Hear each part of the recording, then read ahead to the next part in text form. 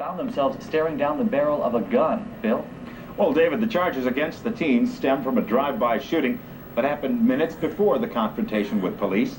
Detectives Gary Coe and Nick Vassenelli heard shots fired and raced to the scene. So one night we were driving down Midland Ave. It's a pouring rainstorm. And so what wound up happening was, because it was a pouring rainstorm, my bulletproof vest gets pretty heavy just normally. And so that being said, I took it off and put it in the back seat. And so we're driving down Midland Ave, and so we see this blue Corsica with the parking lights on, and they're just sitting there low riding. And so I looked at my partner and go, they're not out scouring for potential drug buyers or whatever. So we probably got a half block away, and you could hear the pop and a gunfire. And so I turned around, I could actually see one of the flashes from the gun. And so I said, let's get turned around. So we did. And by the time we got turned around, there was a young couple, and they'd fallen in some brick driveway. And so the vehicle, the blue Corsica, took off. And so we had to tend to the victims, potential victims, and once finding out that they just fell down what was happening. They weren't the intended victims, but there was a kid with a brown hoodie, obviously raining, and he was standing out there.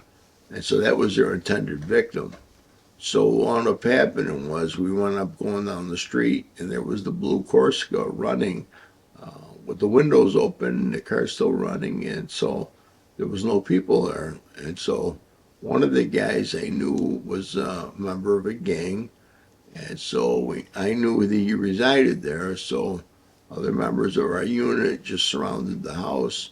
And lo and behold, we wind up where I found up looking underneath the crawl space into the basement, and there were the two guns. One was empty from the first round of the shots fired, and the other one, as you looked at it, the two bullets were into the barrel, and both of them were jammed in together, and it looked like both of them were ready to go in the barrel at the same time. And they got jammed up, which I don't know, never happens. So, but the grace of God, it did happen that night because I didn't have my vest on, number one. And number two, it could have been a shootout, except they knew that the guys coming after them, even though it was a plainclothes car, that they took off and left. So both of them were culminated with arrests. Oh, and during the investigation, we were doing the interviews, and so I pretty much stood down and didn't do the interview of the one guy, but I went into the other room. They were talking to the other guy, and so you recognize this guy? No. He goes, well, he recognized you. He goes, you know how? He goes, how? He goes, he's the one you just tried to kill. He's like, put his head down and give up the whole deal because he knew he was burnt at the stake. I don't know him from a bag of assholes, so hey, he thought I did, so that was all information that we needed, and that was a wrap. They wound up going to jail for 25 to life based on the fact they tried to kill that other individual and then trying to kill me and my partner.